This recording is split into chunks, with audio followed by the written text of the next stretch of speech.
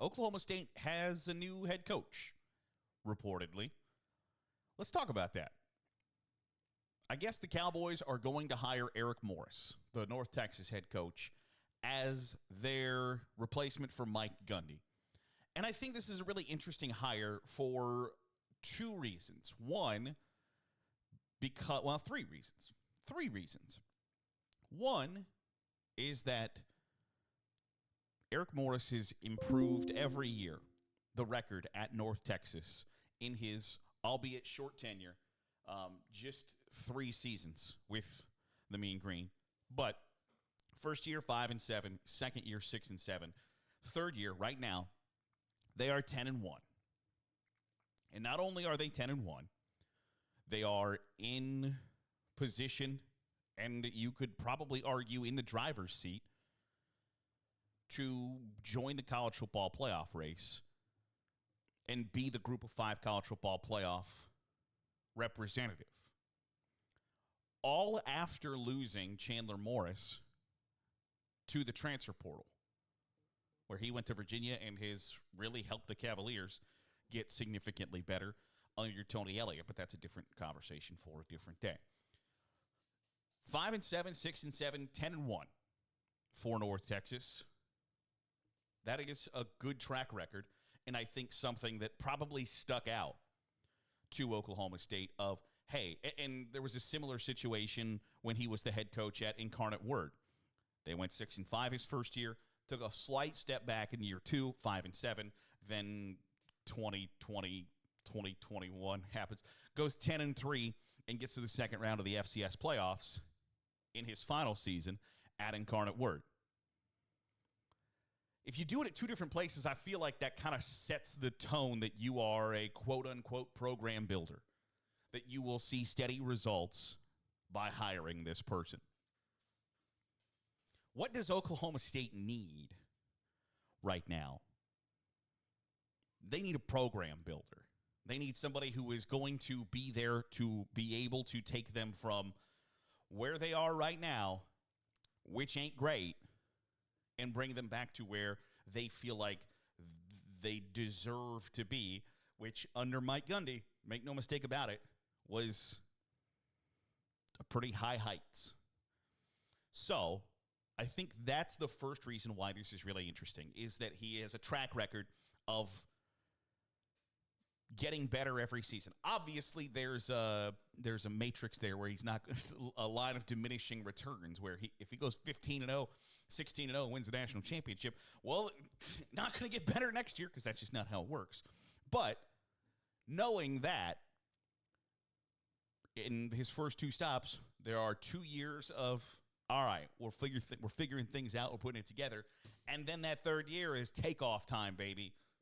I think has to be somewhat enticing and optimistic to Oklahoma State fans. The second thing that I think makes Eric Morris a really intriguing hire is because, to me, it feels as if almost that Oklahoma State is following the Curt Cignetti playbook, where Indiana hired James Madison's Curt Cignetti, brings him to Bloomington, and he brings a boatload of players from a really good team with him to Indiana, and they have immediate success. This feels like basically the same type of hire, in my opinion, where you have a guy who is on the cusp, and even if they don't make the college football playoff at North Texas, he's on the cusp of being right there. Of the 11 games they've played, they've won 10 of them.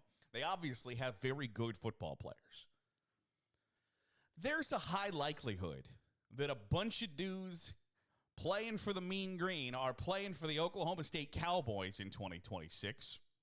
Because if you believed in that guy to lead you at North Texas, why wouldn't you follow him right up the road to Stillwater? And so I think this is one of those transfer portal portability hires where you can take the core of a really good Group of 5 school, slap it into Oklahoma State, and have not immediate success, but better than a win success, probably, almost assuredly. And so I find that situation and that thought process, that track, that archetype, whatever word you'd like to use, I find that really interesting because is that kind of the next step or the next way, the next trend in coaching circles? That somebody who can bring a lot of players with them that they had success with at the group of 5 level or lower power 4, does that become a key piece of whether or not somebody gets hired? Is how many guys from your team right now can you bring with you? And if the answer to that question is a lot, then I think that makes coaches more enticing. And I think it's inarguable that Eric Morris becomes more enticing to Oklahoma State with the idea that, hey, see all these guys that are on my team right now that has us on the cusp of the college football playoff, that we control our own destiny, for better or worse, in the college football playoff. They could all be with you next year. That's a hard thing to turn down, I think. And so I find that snippet of it really fascinating, that he's almost in a really similar situation, other than he's not in his 60s. He's a young dude in his 40s who, and just hit his 40s, is able to show, hey, I have a track record of building programs, and I'm going to be able to bring a lot of guys with me. I think that is a really interesting situation for Oklahoma State to have sought out and have landed on. Is like, this guy is the guy that we want and need to lead us going forward. Now, the third part of this that I think is really interesting is that the early reports are that Eric Morris will become the Oklahoma State head coach and continue to coach North Texas through the American Championship game and potentially the college football playoff, should they make it. That is a hell of a spot to be in, because not only are you trying to finish what you started, right? And every college coach will tell you about how important it is to finish what you started. Not only are you finishing what you started, but you're also simultaneously trying to set up a new staff, new recruiting system, all sorts of new stuff at a different program in a different state, while trying to not shortchange. Because if North Texas makes the college football playoff, I know that there are a lot of folks who don't believe that they have a chance to win a game, let alone the national championship. And I can't argue that. I can't say that you're stupid for thinking that. But they are one of 12 teams who has a chance to hold a gold trophy at the end of the season and say, holy hell, look what we did. And so I don't think you can shortchange that, because there are coaches that we will talk about for a long time after they're retired, dead, and gone, that probably never make the college football playoff. And so if North Texas is able to accomplish that, and for him to be like, yeah, I wish I would have been more focused on that, but I was going to Oklahoma State, and so I was making more money and trying to make sure my next gig had me all set up, ready to go, and be really successful. I think that's a really hard thing to punt on. So trying to serve two masters at the same time is going to be an interesting tap dance if North Texas finds themselves in that situation. And it's not a foregone conclusion that they win and make the American Conference Championship game, or win the American Conference Championship and then make the college football playoff. There are all sorts of things that can go wrong and probably will go wrong between now and then.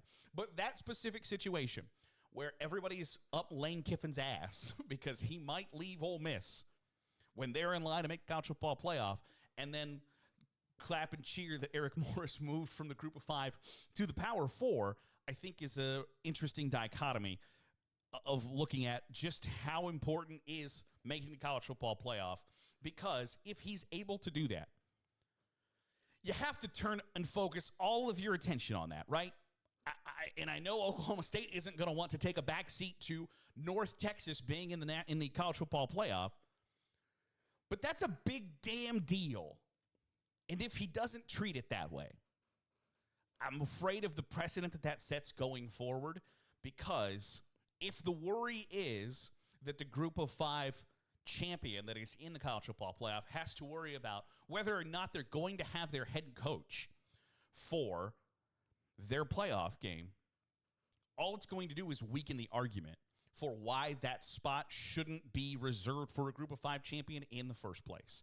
And that is probably something that I could sit here and talk about for 20 minutes about why I feel strongly that they should have representation in the college football playoff, and the idea that people that do this exact same thing that I do will sit here and tell you, nobody loves college football more than I do, but God damn it, the group of 5 doesn't deserve a spot in the playoff. And be like, well, I think those are competing ideologies. I don't think it can be both, that you love college football to its core and also think roughly 60% of it should have no chance whatsoever to be the champion of the sport.